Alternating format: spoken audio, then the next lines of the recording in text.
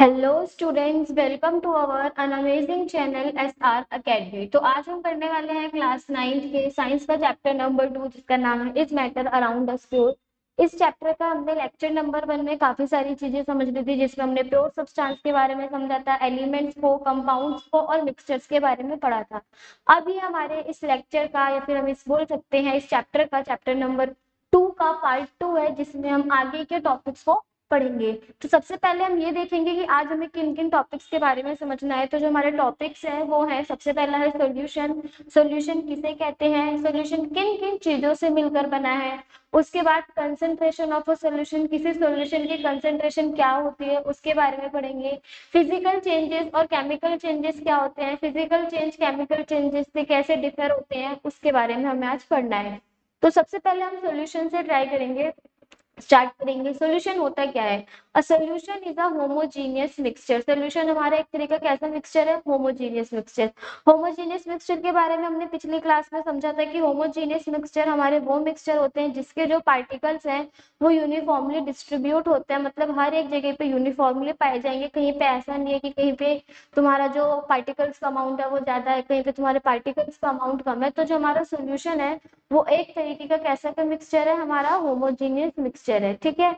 और वो कितने सब्सटेंस से मिलकर बना होता है, दो से ज्यादा सब्सटेंस से मिलकर बना होता है। अब हमारे पास कुछ एग्जांपल दिए हैं सॉल्यूशन के। जैसे सबसे पहले एग्जांपल है हमारा सुगर सॉल्यूशन। सुगर सॉल्यूशन का मतलब क्या है, ऐसा सॉल्यूशन जिसमें हमारी क्या प्रेजेंट होगी, शुगर, उसे हम बोलेंगे शुगर सॉल्यूशन। सॉल्ट वाटर यानी नमक पानी, जिसमें हमारा नमक भी प्रेजेंट है और हमारा पानी भी प्रेजेंट है। सॉफ्ट ड्रिंक्स हो गई हमारी, जो कोल्ड ड्रिंक्स वगैरह आती हैं उसमें हम देख सकते हैं हमारे टेस्ट के लिए उसमें थोड़े बहुत फ्लेवर्स प्रेजेंट होते हैं, गैसेस प्रेजेंट होते हैं, लिक्विड्स प्रेजेंट होता है। सेम टी में, चाय पत्ती में भी, चाय में हम देख सकते हैं मिल्क है, वाटर है, काफी सारी चीजें है, कॉफी एक्सेट्रा। मतलब सॉल्यूशन होता क्या है, सॉल्यूशन एक तरीके का हमारा होमोजीनियस मिक्सचर है जो दो या दो से ज्यादा सब्सटेंसेस से मिलकर बना होता है। अब हमारा सॉल्यूशन किन किन चीजों से मिलकर बनाता है, या हम बात करें कि सॉल्यूशन में क्या क्या चीजें प्रेजेंट है। तो जो हमारा सॉल्यूशन है उसमें दो चीज प्रेजेंट होती है, या फिर सॉल्यूशन जो है हमारा दो चीजों से मिलकर बना है। सबसे पहला क्या है, वो है हमारा सॉल्वेंट, और दूसरा क्या है हमारा सॉल्यूट। मतलब सॉल्यूट और सॉल्वेंट मिलके हमारे क्या बनाएंगे, सॉल्यूशन। अगर हम इसको लिखें तो कुछ इस तरीके से होगा, सॉल्यूशन इज इक्वल्स टू में सॉल्यूट प्लस सॉल्वेंट। अब ये दोनों चीजें होती क्या है, सॉल्यूट क्या होता है, सॉल्वेंट क्या होता है। तो सॉल्यूट क्या होता है, the components that is are dissolve in the solvent is are called solute. या फिर हम इसको ऐसे लिख सकते हैं, सॉल्यूट का मतलब होता है जिसको मिलाया जाए,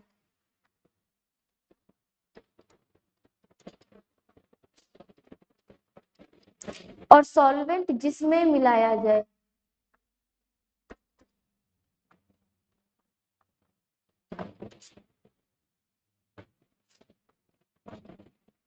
ये हमारी बेसिक लैंग्वेज में है कि अगर हमसे कोई पूछे सॉल्यूट और सॉल्वेंट में क्या डिफरेंस है, तो सॉल्यूट क्या है, the component that is are dissolve in the solvent. सबसे पहले देखो इसमें लिखा भी है कि वो कंपोनेंट जिसको हम सॉल्वेंट में डिसॉल्व करते हैं, मतलब मिक्स करते हैं, वो हमारा क्या कहलाता है, सॉल्यूट।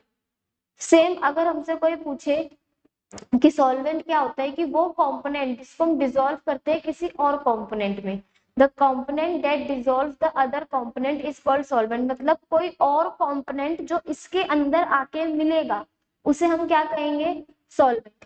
बेसिकली अगर हम इसे दोबारा से एक बार देखें तो हमें इसमें बहुत कंफ्यूजन होती है कि सॉल्यूट क्या है, सॉल्वेंट क्या है, बच्चे बहुत कंफ्यूज रहते हैं। तो सॉल्यूट और सॉल्वेंट बस हमें इतना याद रखना है, सॉल्यूट वो होता है जिसको हम मिलाते हैं, मतलब जिसको मिक्स करते हैं, और सॉल्वेंट वो होता है जिसके अंदर हम मिक्स करते हैं, ठीक है। अगर हम इसको एग्जांपल से समझे, देखो एग्जांपल में दे रखा है इन सॉल्ट वाटर सॉल्यूशन, नमक पानी के सॉल्यूशन में क्या है, नमक क्या होगा, नमक हमारा सॉल्यूट होगा, और पानी क्या होगा, हमारा सॉल्वेंट होगा। क्यों, देखो हमने नमक को किसमें मिलाया है, पानी के अंदर। तो हम यहाँ पे ये लिख सकते हैं, ये जो हमारा वाटर है, ये जो हमारी वाटर की ग्लास है, ये हमारा क्या होगा, सॉल्वेंट, क्योंकि हम नमक को इसके अंदर मिलाएंगे। जिस चीज को हम मिलाते हैं उसे हम बोलते हैं सॉल्यूट, और जिसमें मिलाते हैं उसको हम बोलते हैं सॉल्वेंट। आई होप अब तुम लोगों को डिफरेंस समझ में आ गया होगा कि सॉल्यूट और सॉल्वेंट में डिफरेंस क्या होता है। तो सॉल्यूट वो होता है जिसको हम मिलाते हैं और सॉल्वेंट वो होता है जिसमें हम उसको मिक्स करते हैं।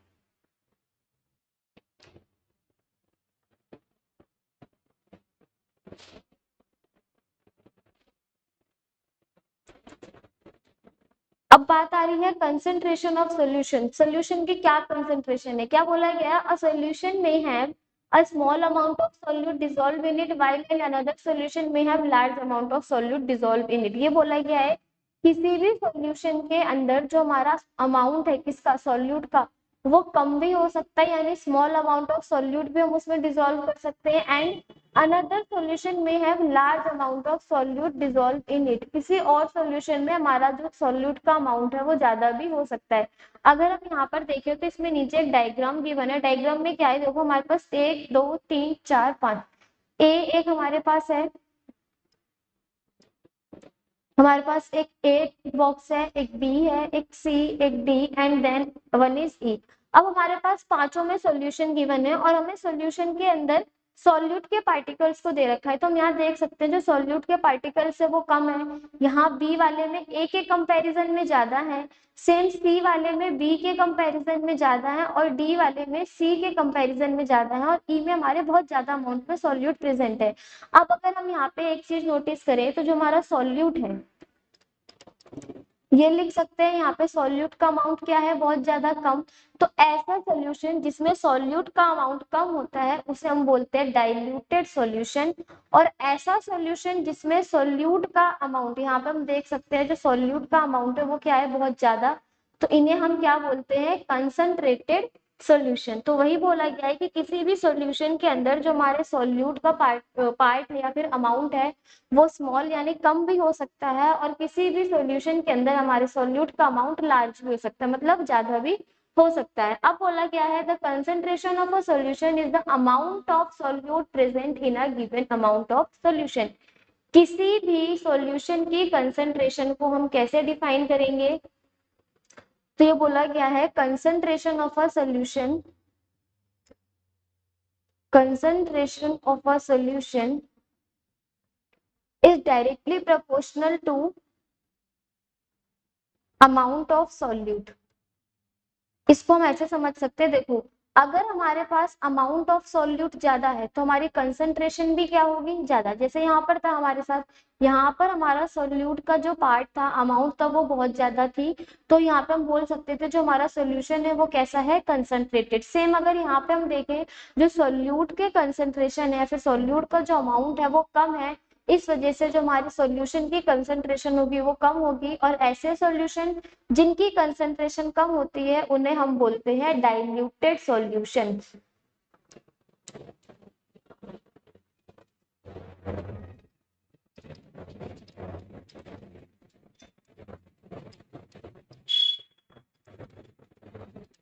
अगर हमारे पास सॉल्यूट का अमाउंट कम है तो जो हमारे कंसंट्रेशन ऑफ सॉल्यूशन होगी वो भी क्या होगी, कम होगी, यानी डिक्रीज कर जाएगी। और ऐसे सॉल्यूशन जिसमें कंसंट्रेशन ऑफ सॉल्यूशन कम होती है उन्हें हम बोलते हैं डाइल्यूटेड सॉल्यूशन।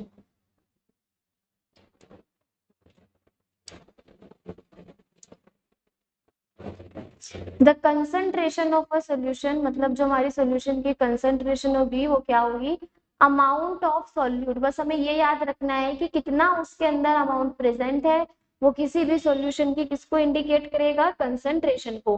अगर हमारे सॉल्यूशन में कंसंट्रेशन ज्यादा है मींस उसके अंदर सोल्यूट का अमाउंट बहुत ज्यादा प्रेजेंट है। अगर किसी सॉल्यूशन की कंसंट्रेशन कम है मतलब जो उसके अंदर जो सोल्यूट का अमाउंट है वो भी कितना है, कम।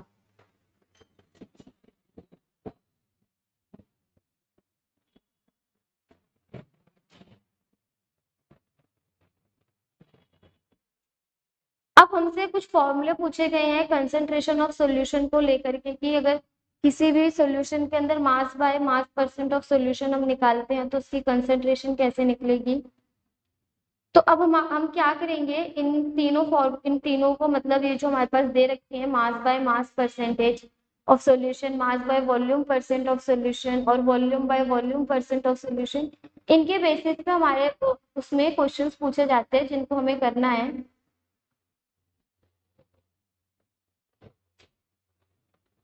अब सबसे पहले हमसे बोला गया है मास by mass percentage of a solution. क्या गिवन है? मास बाय मास, मतलब हमसे सॉल्यूशन की परसेंटेज पूछी गई है किसमें? मास बाय मास में। तो ये कैसे निकलेगा? मास बाय मास परसेंटेज में हम क्या करते हैं, हमें पता है कि हम कंसंट्रेशन निकालते हैं किसी भी सॉल्यूशन की, तो हम वो किससे निकालते हैं? Solute divided by solution. किसी सॉल्यूशन में कितना सोल्यूट प्रेजेंट है। अब हमें सॉल्यूशन की कंसंट्रेशन किसमें निकालनी है? मास बाय मास में। तो हम मास ऑफ सोल्यूट की कंसंट्रेशन निकालेंगे मास ऑफ सॉल्यूशन के प्रेजेंस में। अब हमें इसे परसेंटेज फॉर्म में निकालना है, तो क्या करेंगे? Multiply by 100। अगर हमसे पूछा गया है कंसंट्रेशन ऑफ अ सॉल्यूशन निकालो मास बाय वॉल्यूम की, तो हमें क्या करना है? सॉल्यूट के मास को लेना है, यानी mass of solute divisible by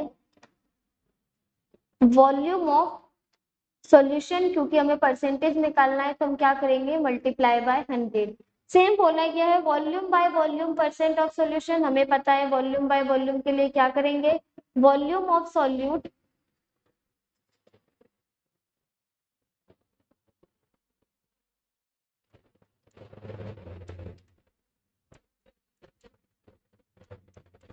divide by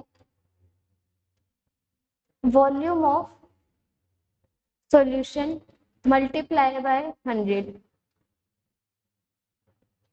means concentration of solution के लिए हमारे पास तीन फॉर्मूले, अगर हमसे वो किसी भी कंसेंट्रेशन में पूछ सकता है। वो कैसे? अगर हमसे कोई पूछता है कि मास by mass percent of a solution बताओ, तो हमें पता है कि किसी भी सॉल्यूशन की कंसेंट्रेशन को बताने के लिए हमें सिर्फ किस पर ध्यान देना है कि कितना अमाउंट ऑफ सॉल्यूट उस सॉल्यूशन के अंदर प्रेजेंट है। अगर हमसे वो मास बाय मास परसेंट पूछता है, तो हमें क्या करना है? सिंपल सॉल्यूट के मास को सॉल्यूशन के मास से डिवाइड करना है। अगर वो परसेंटेज में पूछता है, तो हमें पता है मैथ से कि अगर किसी चीज का परसेंटेज निकालते हैं तो हम उसको मल्टीप्लाई बाय 100 करते हैं। सेम हमसे नेक्स्ट में पूछा गया है मास by volume percent of a solution. मतलब किसी भी कंसंट्रेशन ऑफ सॉल्यूशन में हमें मास बाय वॉल्यूम का अगर परसेंटेज निकालना है, तो हमें क्या करना पड़ेगा? सॉल्यूट के मास को डिवाइड करना पड़ेगा वॉल्यूम ऑफ सॉल्यूशन से, और for percentage by multiply by 100। Next में बोला गया है volume by volume percent of solution. अगर किसी भी सॉल्यूशन का हमें वॉल्यूम बाय वॉल्यूम परसेंटेज निकालना है, उसका कंसंट्रेशन निकालना है, तो हमें क्या करना है? सिंपली हमें वॉल्यूम ऑफ सॉल्यूट से वॉल्यूम ऑफ सॉल्यूशन को डिवाइड करना है और मल्टीप्लाई कर देना 100 से। तो हमारे पास तीनों तरह के कंसंट्रेशन आसानी से निकल के आ सकती है। ये हमारे एग्जाम पर्पज से बहुत इंपॉर्टेंट है। नेक्स्ट लेक्चर में हम इन्हीं तीनों चीजों का यूज करके या इन्हीं तीनों फॉर्मूले का यूज करके सारे क्वेश्चंस को सॉल्व करेंगे। सॉल्यूट का मास हम निकालेंगे, सॉल्यूशन का मास निकालेंगे, फिर इसमें हम सॉल्यूशन का मास by mass percent, mass by volume percent और वॉल्यूम बाय वॉल्यूम परसेंट को निकालना सीखेंगे।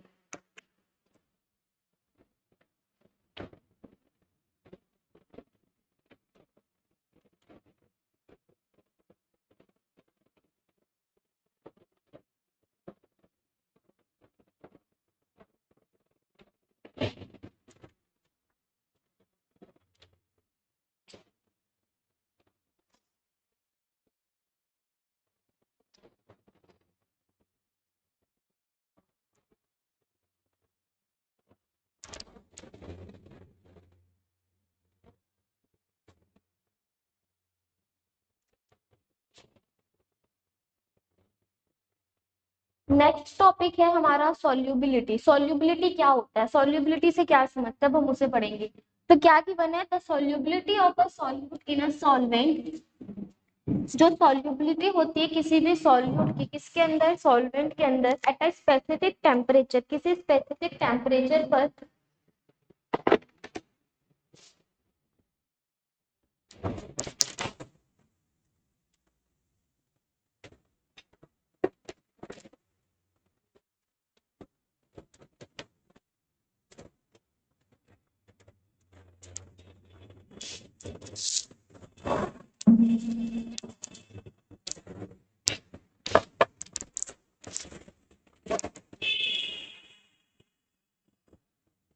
सॉल्युबिलिटी को अगर हम डिफाइन करेंगे तो कैसे करेंगे, the solubility of a solute in a solvent.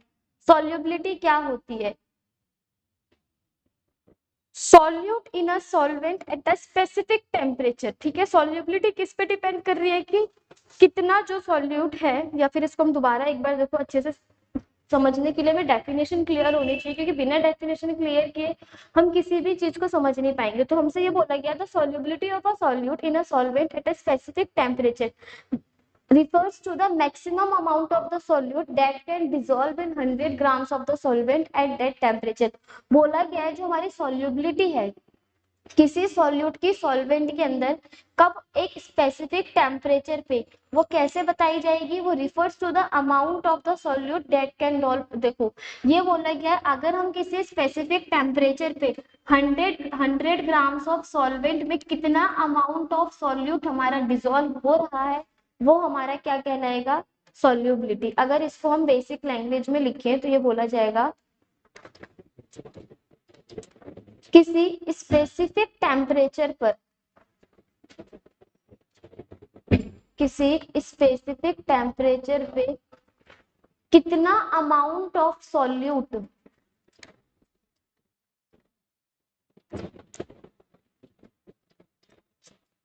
100 grams of solvent में डिसॉल्व हो रहा है,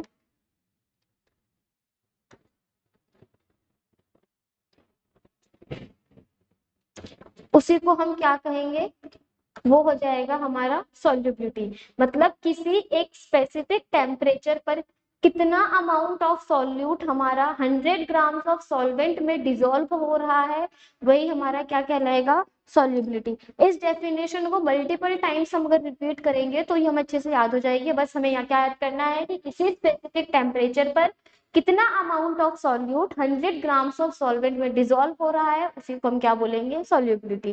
दोबारा से अगर हम इसे रिपीट करें तो हमें बस ये याद करना है कि किसी स्पेसिफिक टेम्परेचर पर कितना amount of solute 100 grams of the solvent में डिसॉल्व हो रहा है, उसी को हम क्या बोलेंगे, सॉल्युबिलिटी।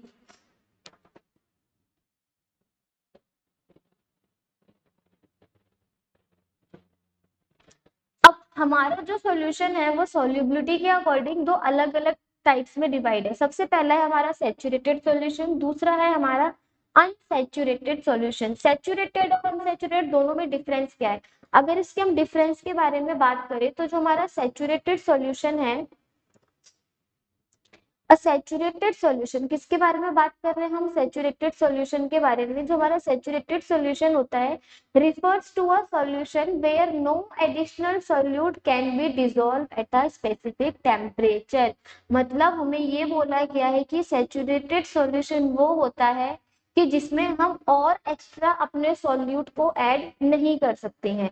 सेम एक है हमारा अनसैचुरेटेड सॉल्यूशन, उसमें क्या बोला गया है, unsaturated solution refers to a solution where more solute can be dissolved at a specific temperature। जिसमें हम एक स्पेसिफिक टेम्परेचर में और सॉल्यूट को डिसॉल्व कर सकते हैं।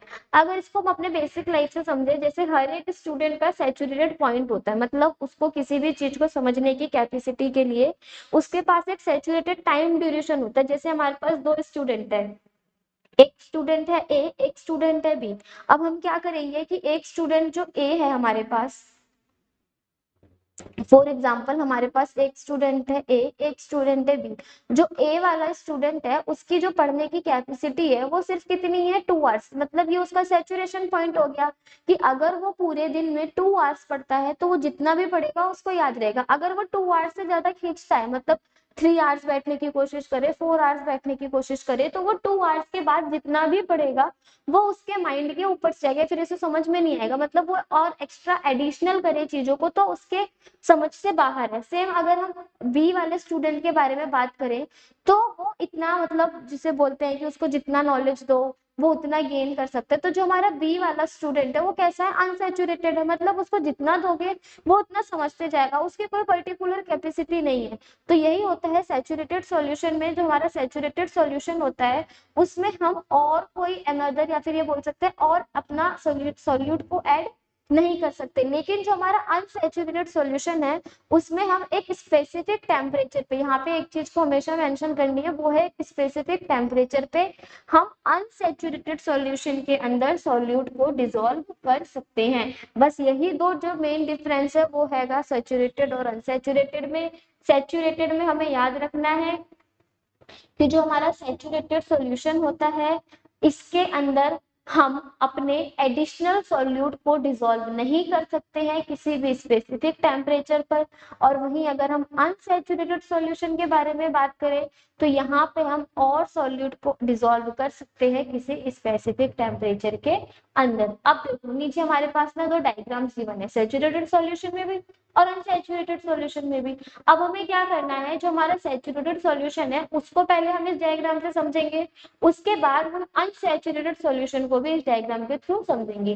सैचुरेटेड सॉल्यूशन पे ध्यान दें तो हमारे पास जो NaCl का अमाउंट है वो कितना गिवन है, वो है हमारा 36 ग्राम NaCl। यहाँ पे अगर हम देखें तो जो हमारा सैचुरेटेड सॉल्यूशन में एग्जांपल है उसमें जो हमारा NaCl यानी सॉल्ट का अमाउंट है वो कितना है, 36 ग्राम NaCl, ठीक है। और जो हमारा यहाँ पे 100 ml H2O है, हमारे वाटर का अमाउंट कितना है H2O। अब इसमें क्या बोल रखा है, saturated solution containing 100 ml H2O and 36 point gram NaCl, मतलब ये सैचुरेटेड सॉल्यूशन है जिसमें हमारा 100 ml H2O है और 36 ग्राम क्या है NaCl।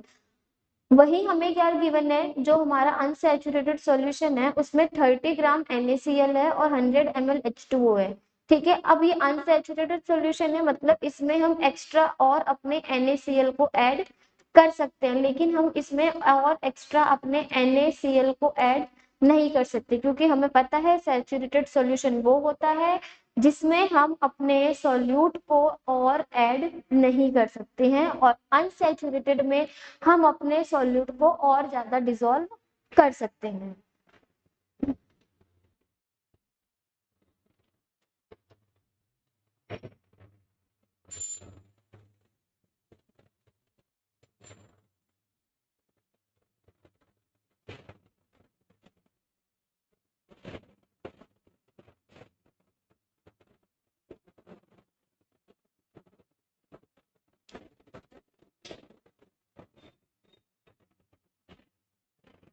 नेक्स्ट टॉपिक है इसमें हमारा effect of temperature on a saturated solution. जो हमारे टेम्परेचर का इफेक्ट है वो क्या होगा, अगर हम टेम्परेचर को बढ़ाएंगे तो हमारे सैचुरेटेड सॉल्यूशन में क्या होगा, और अगर हम टेम्परेचर को घटाएंगे तो हमारे सैचुरेटेड सॉल्यूशन में क्या होगा, ये हमें पढ़ना है।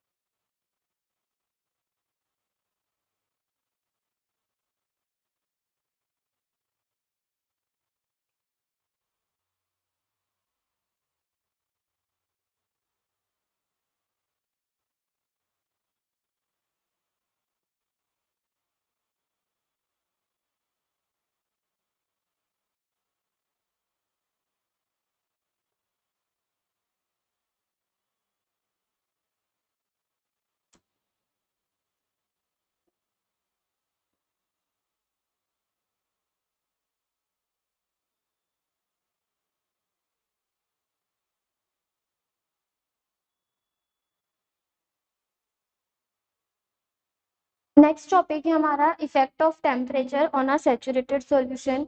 सैचुरेटेड सॉल्यूशन का ऊपर हमारे क्या क्या इफेक्ट होंगे टेम्परेचर को बढ़ाने में और घटाने में। तो सबसे पहले हमें बोल रखा है कि अगर हम टेम्परेचर को बढ़ाएंगे, अगर हम टेम्परेचर को बढ़ा रहे हैं तो हमें पता होना चाहिए कि टेम्परेचर के बढ़ाने पर जो हमारा सैचुरेटेड सॉल्यूशन है उस पर क्या इफेक्ट होगा।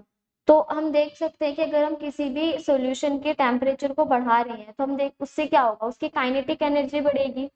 काइनेटिक एनर्जी के बढ़ने की वजह से जो उसके पार्टिकल्स के जो वो होगा मोशंस होगा वो भी इंक्रीज होगा, मतलब किसी भी चीज के डिसॉल्व होने की टेंडेंसी क्या हो जाएगी, ज्यादा हो जाएगी।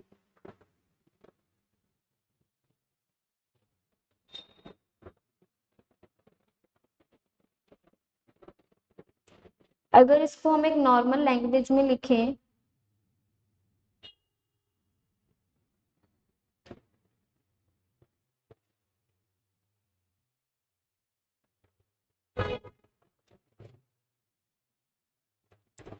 ऑन इंक्रीजिंग द टेम्परेचर, अगर हम अपने टेम्परेचर को इंक्रीज कर रहे हैं, टेम्परेचर को इंक्रीज करने से क्या होगा, हमारी जो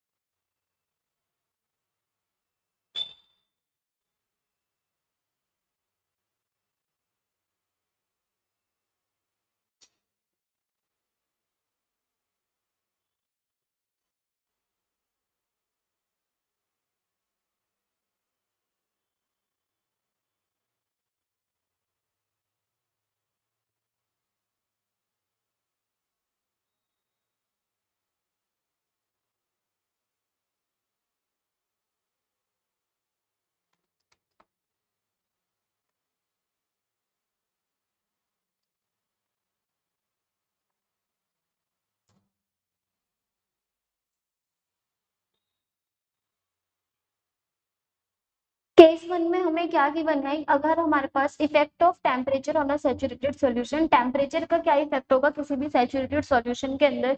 तो हमें ये याद रखना है कि अगर हम किसी भी सैचुरेटेड सॉल्यूशन में टेम्परेचर को इंक्रीज कर रहे हैं तो टेम्परेचर के इंक्रीज करने से जो काइनेटिक एनर्जी होगी पार्टिकल्स की वो भी हमारी क्या हो जाएगी, इंक्रीज हो जाएगी। काइनेटिक एनर्जी के इंक्रीज होने से क्या होगा, जो पार्टिकल्स हैं मतलब जो उसके अंदर सॉल्यूट प्रेजेंट है,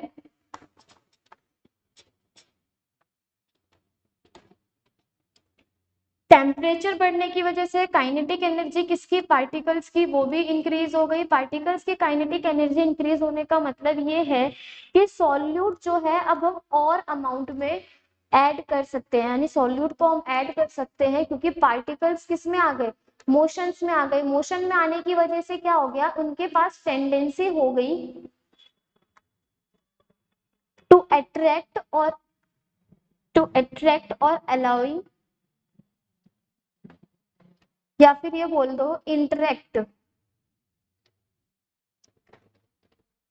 सोल्यूट पार्टिकल्स। मतलब उनके अंदर क्या हो गया, काइनेटिक एनर्जी बढ़ने की वजह से हम ये बोल सकते हैं कि काइनेटिक एनर्जी बढ़ी। काइनेटिक एनर्जी बढ़ने की वजह से जो सोल्यूट के पार्टिकल्स हैं वो तेजी से इधर उधर भागने लगे, भागने की वजह से उनके अंदर इतनी टेंडेंसी आ गई, या फिर ये बोल दो गैपिंग क्रिएट होने लगी, जिसकी वजह से हम और सोल्यूट के पार्टिकल्स को अंदर उसके एड ऑन कर सकते हैं।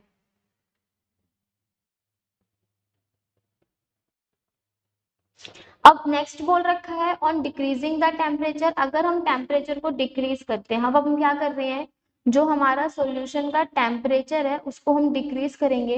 तो टेम्परेचर के डिक्रीज करने की वजह से क्या होगा, काइनेटिक एनर्जी क्या हो जाएगी, लो हो जाएगी। काइनेटिक एनर्जी लो होने की वजह से जो हमारे सॉल्यूट के पार्टिकल्स हैं उनकी मूवमेंट भी कैसी हो जाएगी, हमारी स्लो डाउन हो जाएगी। अब मूवमेंट के स्लो डाउन होने की वजह से जो पार्टिकल्स है वो रेस्ट में भी आ सकते हैं। ये हमारे क्या भी फॉर्म कर सकते हैं, पीपीटी, जिसे हम बोलते हैं प्रेसिपिटेट, मतलब वो नीचे सेटल डाउन हो सकते हैं। हम उसके अंदर और सॉल्यूट को ऐड नहीं कर सकते क्योंकि उनके अंदर इतनी काइनेटिक एनर्जी नहीं है, ना उनके बीच में गैप प्रेजेंट हुआ है या फिर क्रिएट हुआ है जिसकी मदद से हम और ज्यादा सॉल्यूट को ऐड कर सकें।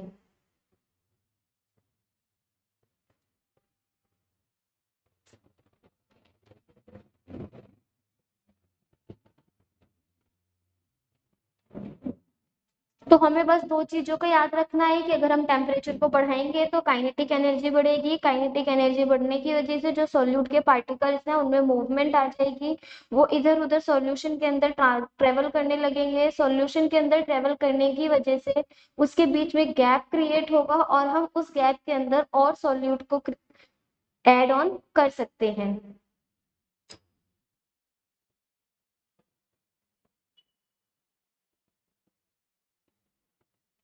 नेक्स्ट दे रखा है on decreasing the temperature. Temperature को डिक्रीज करने से क्या होगा, टेम्परेचर को डिक्रीज करने से उसकी काइनेटिक एनर्जी डिक्रीज हो जाएगी और जो सॉल्यूट के पार्टिकल्स हैं उनकी एनर्जी लो होने की वजह से वो पीपीटी फॉर्म करेंगे, यानी प्रेसिपिटेट फॉर्म करेंगे।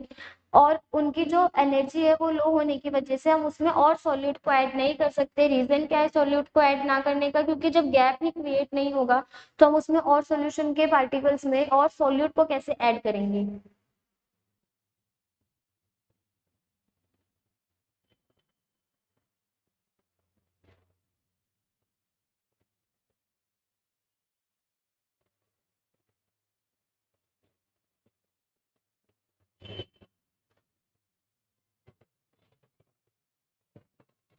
नेक्स्ट हमें गिवन है कोलोइडल सॉल्यूशन। कोलोइडल सॉल्यूशन क्या होता है, कोलोइडल सॉल्यूशन के बारे में हमने पहले भी पढ़ा था कि कोलोइडल सॉल्यूशन क्या होता है।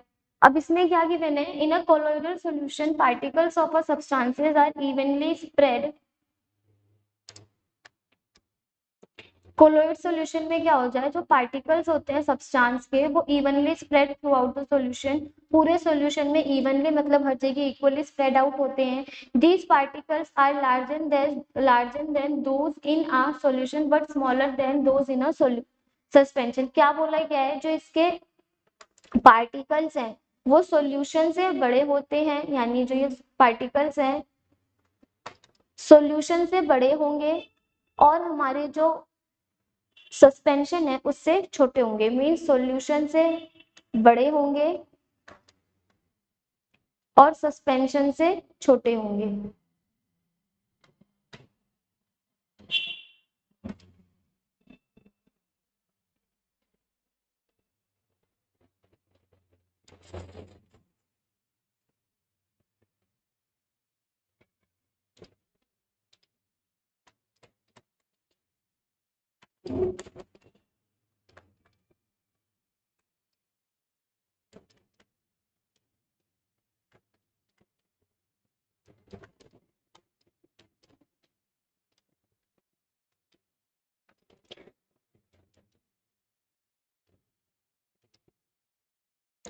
तो यहाँ हम देख सकते हैं जो कोलोइडल सॉल्यूशन के पार्टिकल्स हैं वो लार्जर देन सॉल्यूशन है, मतलब सॉल्यूशन के पार्टिकल से बड़े हैं। बट स्मॉलर देन क्या है, सस्पेंशन, यानी सस्पेंशन के पार्टिकल से छोटे हैं। This makes a colloid seem uniform but is actually a blend of different components.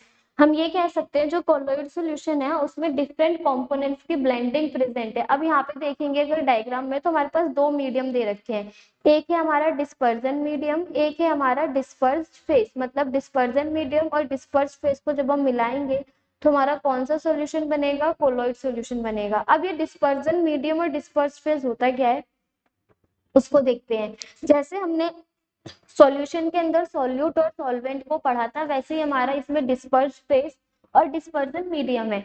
तो इसमें देखो लिखा भी गया है बकायदा कि जो हमारा डिस्पर्स फेज है वो क्या होता है, it is analogous to solute of a solution. Analogous का मतलब क्या होता है, जो एग्जैक्ट उसकी तरह हो। तो वहीं पे हम देख सकते हैं जो हमारा सॉल्यूट था वो क्या था सॉल्यूशन के अंदर, जिसको हम मिक्स कर रहे थे। तो सेम यहाँ पर भी लिखा है component present in small proportion, वो कॉम्पोनेंट जो हमारा स्मॉल प्रोपोर्शन में प्रेजेंट होगा, मतलब जिसका अमाउंट कम होगा। जैसे अगर हम सॉल्ट और अगर हम यहाँ पे सॉल्ट प्लस वाटर के बारे में बात करें, ठीक है, किसी भी सॉल्यूशन के अंदर, तो ये हमारे पास क्या बनेगा, सॉल्ट वाटर बनेगा, यानी नमक वाला पानी बनेगा। अब हम यहाँ पर देख सकते हैं जो हमारा सॉल्ट का अमाउंट होगा वो कैसा होगा, कम होगा। तो वही बोला गया है, जिसका अमाउंट कम होगा उसे हम क्या बोलेंगे, डिस्पर्स फेस। और हमें ये भी पता है कि जिसको हम मिलाते हैं वो हमारा क्या कहलाता है, सॉल्यूट। और सॉल्यूट ही हमारा एक तरीके का क्या है, डिस्पर्स फेस।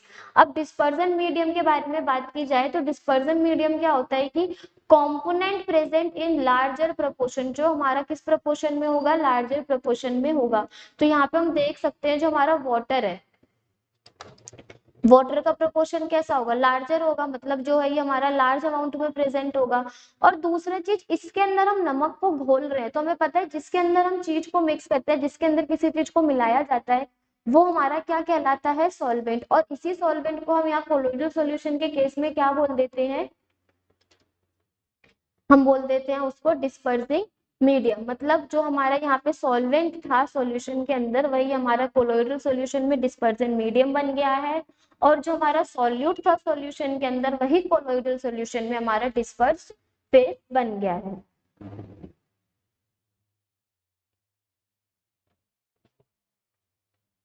अब हमारे पास ये एनसीईआरटी के कुछ एग्जांपल्स हैं जिसमें हमें डिस्पर्स फेस, डिस्पर्सिंग मीडियम बता रखा है और उसके कुछ एग्जांपल दे रखे हैं। अगर हम लिक्विड को गैस के अंदर मिक्स करेंगे, मींस लिक्विड को गैस में मिलाएंगे, तो हमारे किस टाइप का बनेगा, एरोसोल। जैसे हमारा फॉग हो गया, धुआं वगैरह हो गया, धुंध जो हमारी ठंड के टाइम पे पड़ती है, कोहरा, क्लाउड्स हो गए, ये सब हो गया। उसके बाद सॉलिड को अगर हम गैस में मिक्स करेंगे तो भी हमारा क्या बनेगा, एरोसोल। जैसे हमारा स्मोक, ऑटोमोबाइल एग्जॉस्ट, मतलब जो गाड़ियों से हमारा धुआं निकलता है, जो हमारी स्मोक होती है, उसमें भी क्या होता है, सॉलिड गैस की फॉर्म में प्रेजेंट होता है। अब गैस को अगर हम लिक्विड में मिक्स करेंगे तो वो हमारा बनेगा फोम। जो हम शेविंग क्रीम वगैरह देखते हैं वो उसका एग्जाम्पल हो गया। लिक्विड को लिक्विड में मिलाएंगे तो हमारा बनेगा इमल्शन, उसका एग्जाम्पल है मिल्क और फेस क्रीम। अगर हम सॉलिड को लिक्विड में मिक्स करेंगे तो हमारा बनेगा सोल, जिसका एग्जांपल है मिल्क ऑफ मैग्नीशिया, मड यानी कीचड़ हो गया हमारा। गैस को सॉलिड में मिलाएंगे तो हमारा बनेगा फोम। सॉलिड यहाँ पर हम देख सकते हैं जो हमारे स्पॉन्ज वगैरह आते हैं उसके अंदर हमारी छोटी छोटी कैविटीज प्रेजेंट होती है, जिसके अंदर हमारी गैसेज या फिर एयर्स पाई जाती हैं। इसके एग्जाम्पल भी हमारे पास फोम हो गया, रबड़ हो गया, स्पॉन्ज, ये सब हो गए। उसके बाद लिक्विड को जब हम सॉलिड में मिक्स करेंगे तो हमारा जेल का फॉर्मेशन होगा, जैसे हमारी जेली, चीज, बटर। नेक्स्ट सॉलिड को अगर हम सॉलिड के साथ मिक्स करेंगे तो हमारा बनेगा सॉलिड सोल, जो क्या होता है, कलर्ड जेमस्टोन, मिल्की ग्लास। ये सारे हमारे क्या है, कुछ एग्जाम्पल हैं किसके, कोलोइडल सॉल्यूशन के।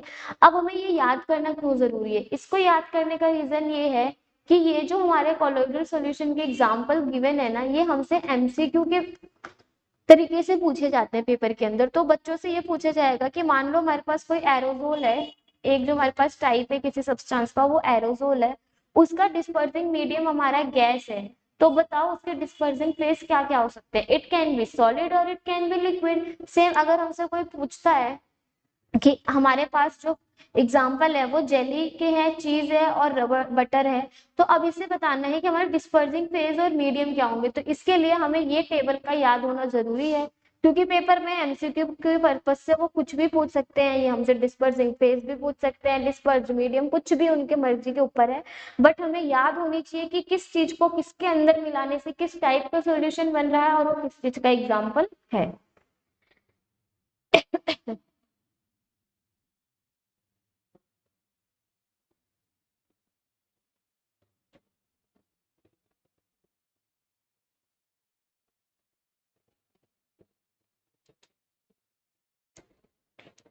नेक्स्ट हमें गिवन है सस्पेंशन। सस्पेंशन क्या है, अ suspension is a heterogeneous mixture.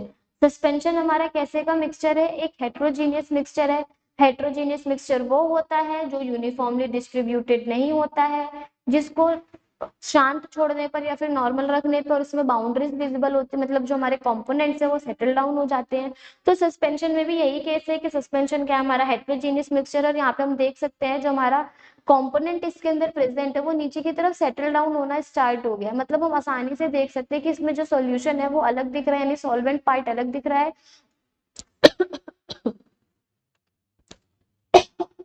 Sorry.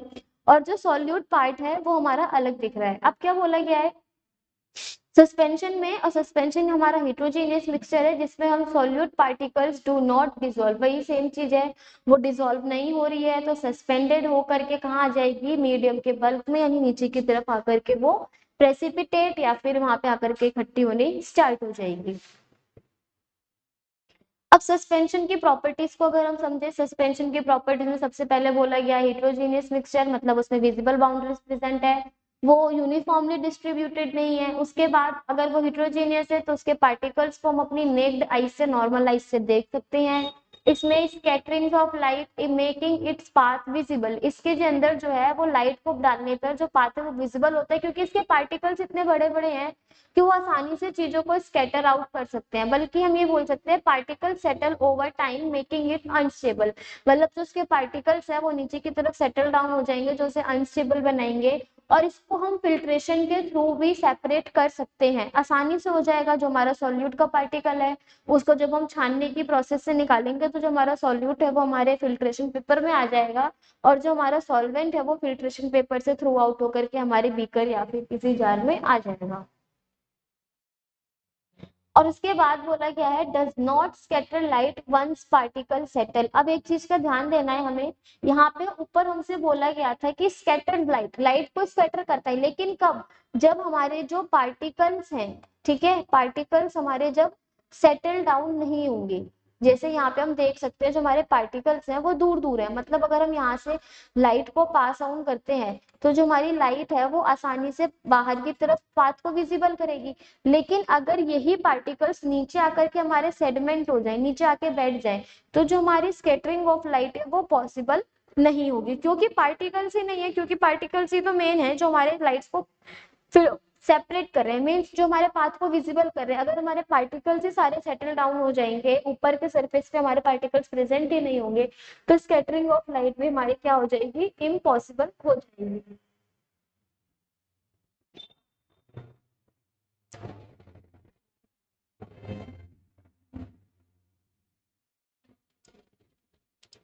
अभी बताया गया था स्कैटरिंग ऑफ लाइट क्या होता है। स्कैटरिंग ऑफ लाइट में क्या होता है, हम एक साइड से लाइट को पास आउट करते हैं, फिर देखते हैं कि उसमें से लाइट पास आउट हो रही है या नहीं हो रही है।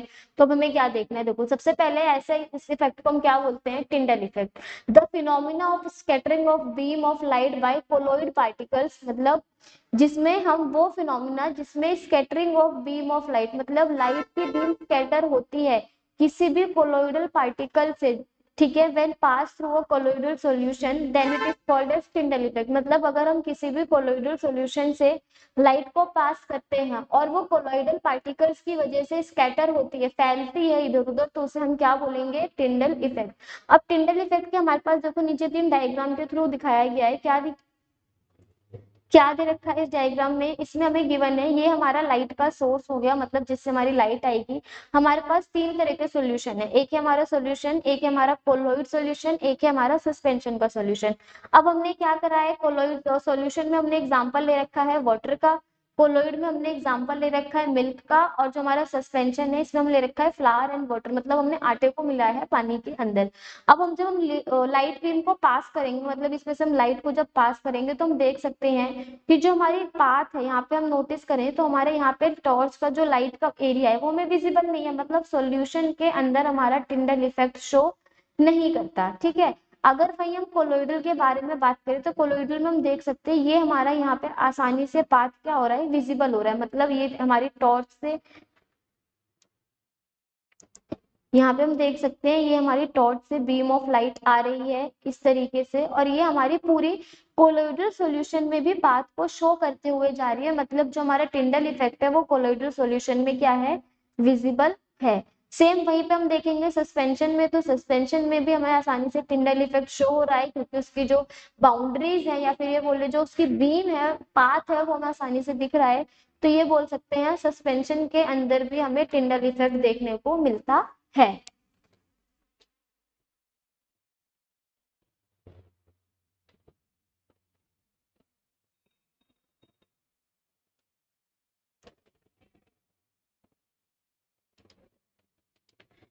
अब दे रखा है हमारे पास properties of solutions, colloid and suspension. Solution की प्रॉपर्टीज को, कोलॉइड की प्रॉपर्टीज को, सस्पेंशन की प्रॉपर्टीज को हमने यहाँ पे डिफरेंशिएट करा है एक दूसरे से कंपैरिजन करके। इसको अगर हम समझेंगे, जो हमारा सॉल्यूशन होता है, सबसे पहले सॉल्यूशन कोलोइडल और सस्पेंशन में हम तीनों को देखें, तो जो सॉल्यूशन के पार्टिकल का टाइप है, मतलब अगर हम उसके साइज के बारे में बात करें, जो हमारा सॉल्यूशन है वो आयंस, एटम से, छोटे छोटे मॉलिक्यूल से मिलकर बना है। मतलब जो इसके पार्टिकल्स होंगे वो बहुत ज्यादा छोटे होंगे कि इसे हम अपनी नेक्ड आई से नहीं देख सकते हैं। वहीं अगर हम कोलॉइड के बारे में बात करें तो इसके पार्टिकल्स क्या होंगे, लार्ज मॉलिक्यूल्स होंगे। लेकिन अब हमें यहाँ पे एक चीज याद रखनी है, जो कोलॉइड के पार्टिकल्स होंगे वो सॉल्यूशन से बड़े होंगे, लेकिन सस्पेंशन से कैसे होंगे, छोटे। यानी सॉल्यूशन से कैसे हैं, बड़े, लेकिन सस्पेंशन से कैसे हैं, छोटे। हमें इस चीज का ध्यान देना। और जो सस्पेंशन के पार्टिकल्स हैं वो इतने ज्यादा लार्ज पार्टिकल्स हैं कि उन्हें अपने आंखों से देख सकते हैं। पार्टिकल साइज के बारे में बात करें तो जो हमारा पार्टिकल का साइज होता है सॉल्यूशन का, वो हमारा 1 नैनोमीटर से भी क्या होता है, कम। यानी जो हमारे सॉल्यूशन के पार्टिकल का साइज है वो 1 नैनोमीटर से भी कम होता है। कोलोइडल के पार्टिकल्स जो होते हैं वो 1 से 1000 नैनोमीटर तक होते हैं। वहीं जो हमारे सस्पेंशन के पार्टिकल्स हैं वो 1000 नैनोमीटर और उससे ज्यादा बड़े भी हो सकते हैं। और हमें एक चीज पता होनी चाहिए कि 1 नैनोमीटर में कितने मीटर होते हैं, तो वो होता है 1 नैनोमीटर इज इक्वल्स टू में 10⁻⁹मीटर। इफेक्ट ऑफ लाइट, लाइट का क्या इफेक्ट है, अभी हमने देखा सॉल्यूशन में से वो स्कैटर नहीं हो रहा था। टिंडल इफेक्ट हमारा कोलोइडल और सस्पेंशन में शो हो रहा था। अब ग्रेविटी का क्या इसमें लेना देना है, ग्रेविटी का मतलब यहाँ पे ये है कि जो सॉल्यूट के पार्टिकल्स हैं वो ग्रेविटी के अगेंस्ट में काम करते हैं या ग्रेविटी के साथ काम करते हैं। तो अगर हम सॉल्यूशन के बारे में बात करें तो जो सॉल्यूशन है वो स्टेबल है, डज नॉट सेपरेट। मतलब हमें पता है सॉल्यूशन में जो हमारे सॉल्यूट के पार्टिकल्स हैं वो आसानी से मिक्स हो जा रहे हैं, यूनिफॉर्मली डिस्ट्रीब्यूटेड है, मतलब वो नीचे सेटल डाउन नहीं हो रहे हैं। तो इसमें इफेक्ट ऑफ ग्रेविटी क्या रहेगी हमारी, नल, यानी बिल्कुल भी नहीं रहेगी।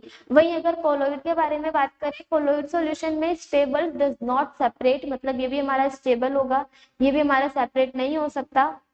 सस्पेंशन हमारा अनस्टेबल होता है, इसमें हमारा क्या फॉर्म होता है, सेडिमेंट फॉर्म। सेडिमेंट मतलब जो भी हमारा सॉल्यूट है वो नीचे आकर के सरफेस पे सॉल्यूशन के बैठ जाएगा।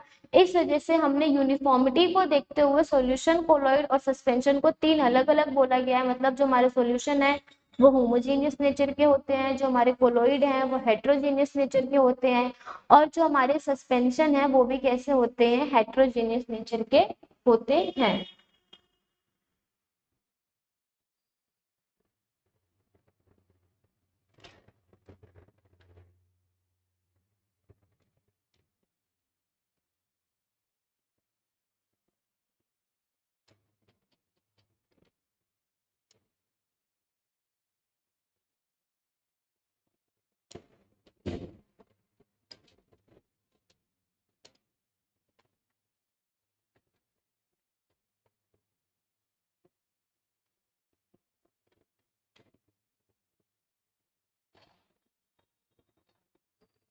डिफरेंस बिटवीन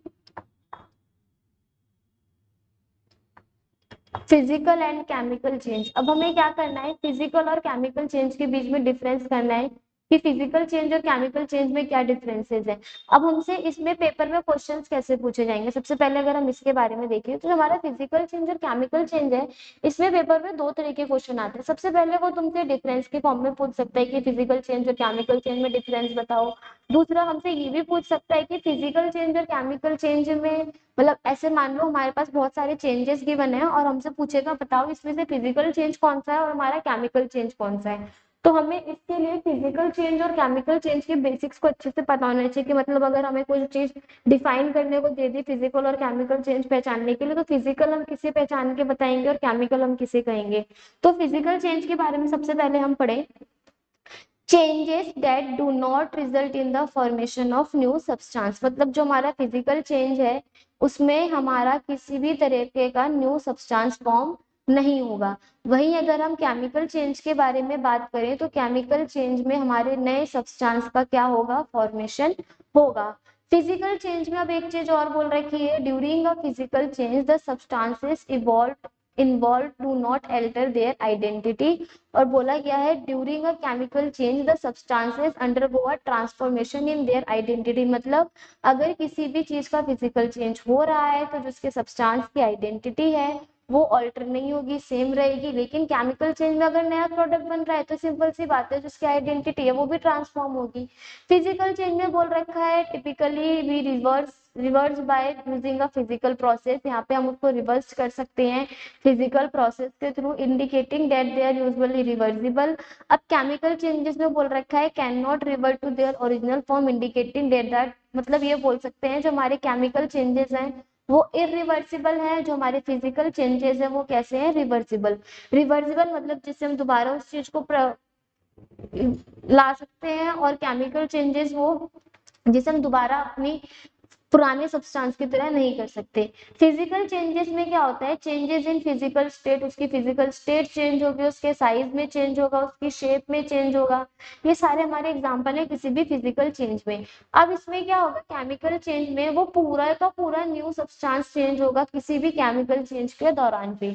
अगर हम इसके एग्जाम्पल के बारे में बात करें, जैसे मेल्टिंग ऑफ आइस, क्या है हमारा फिजिकल चेंज, अगर हमने आइस को पिघलाया उससे हमारा पानी बना, उस पानी को अगर हम दोबारा से फ्रीज करेंगे तो हमारा क्या बन जाएगा, ice. Chopping of vegetables, vegetables को अगर हम चॉप करते हैं तो उसके साइजेस में डिफरेंट आएगा। ऐसा नहीं है कि हमने अगर आलू को काटा है तो आलू से प्याज बन जाएगा, नहीं होता। सिर्फ क्या होता है, चॉपिंग ऑफ वेजिटेबल्स से हम उसके साइज को चेंज करते हैं लेकिन उसकी जो प्रॉपर्टीज है वो सारी क्या रहेंगी, सेम ही रहेंगी। बॉइलिंग ऑफ वाटर, बॉइल करने से वाटर को हम वाटर के बॉइल करने से उसको इवेपोरेट करेंगे, अगर उसको हम दोबारा से कंडेंसेट करेंगे मतलब उसके टेम्परेचर को घटाएंगे तो हमारा जो गैसेस फॉर्म में वाटर पहुंचा उसको हम दोबारा लिक्विड फॉर्म में चेंज कर सकते हैं। वही हमारे पास केमिकल चेंजेस के कुछ एग्जांपल्स हैं, वो क्या है, बर्निंग ऑफ मैग्नीशियम, अगर हम मैग्नीशियम के रिबन को बर्न कर देते हैं तो हम दोबारा से उससे मैग्नीशियम प्रोवाइड नहीं कर सकते। Same burning of paper, burning of paper हमारा क्या है, एक केमिकल चेंज है, मतलब अगर हम पेपर को बर्न करते हैं तो उससे हमें ऐश मिलती है। ऐश मीन्स यानी राख, ASH, ऐश मीन्स राख। अब उस राख से हम दोबारा अपने पेपर का फॉर्मेशन नहीं कर सकते। दूसरी है, तीसरा है हमारा इसका एग्जांपल रस्टिंग ऑफ आयरन, अगर हम आयरन पे जंग लग रहा है तो हम उससे अपना प्योर आयरन दोबारा से नहीं फॉर्म कर सकते जैसे हमारा आयरन पहले था। तो फिजिकल चेंज और केमिकल चेंज के अगर हम छोटे छोटे पॉइंट्स के हिसाब से डेफिनेशन या डिफरेंस के बारे में बात करें तो सबसे पहले फिजिकल चेंज और केमिकल चेंज का पहला पॉइंट होगा, फिजिकल चेंज में हमारा कोई नया सब्सटेंस नहीं बनता, केमिकल चेंज में हमारा नया सब्सटेंस बनता है।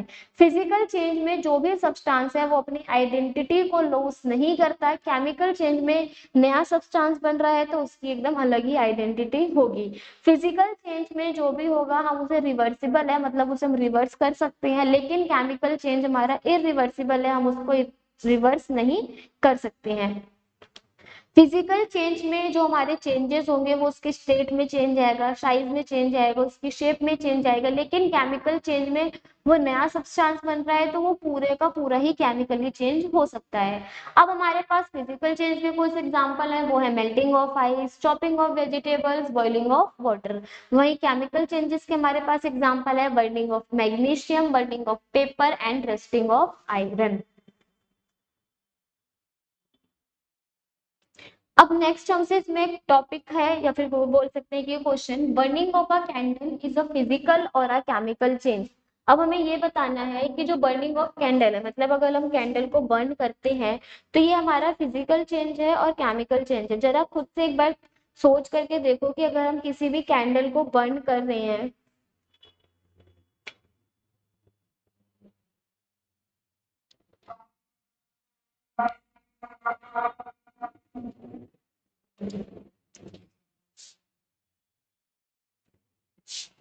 यहाँ पे अगर हम बात करें तो जो ये है हमारा, ये क्या प्रेजेंट है, वैक्स, वैक्स से मिलके हमारी क्या बनी होती है, कैंडल।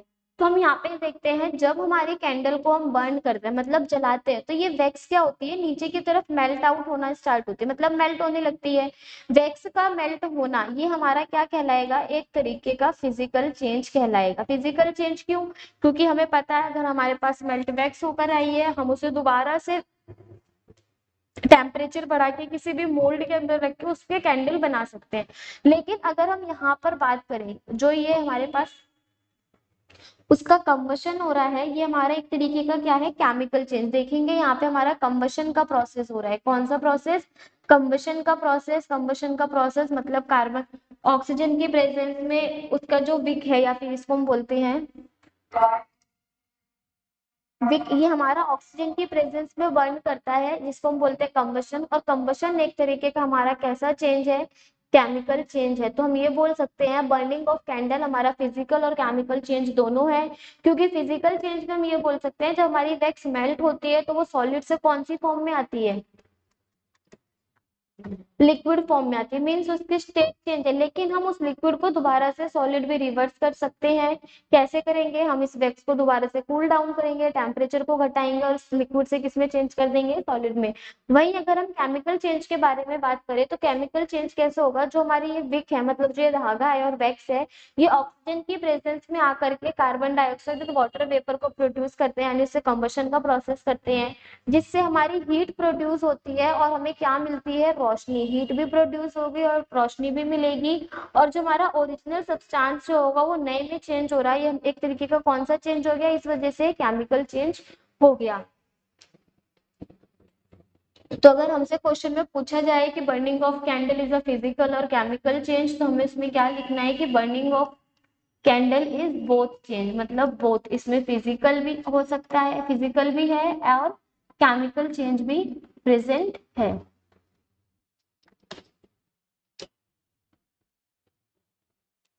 तो यहाँ पे हमारा chapter number 2 is matter around the sphere complete होता है जिसमें हमने सॉल्यूशन के बारे में फिजिकल केमिकल चेंजेस के बारे में अपने प्योर सब्सटेंस कंपाउंड एलिमेंट्स के बारे में पढ़ा था। तो मतलब ये चैप्टर हमारा ओवरऑल कंप्लीट हो गया है। एग्जाम पर्पज से जितने भी इंपॉर्टेंट टॉपिक्स थे वो हमने दोनों लेक्चर्स में कंप्लीट कर लिए हैं। अब हम नेक्स्ट चैप्टर में इसके क्वेश्चंस को सॉल्व करेंगे और अभी तक हमने जितना भी पढ़ा है उसको यूज करके हम सारे क्वेश्चंस को सॉल्व करके ये देखेंगे कि हमारी जो कॉन्सेप्ट को बेसिक नॉलेज है वो कितनी अच्छी हुई है। And thank you for watching our channel और आगे के लेक्चर के लिए हमारे साथ बने रहिए।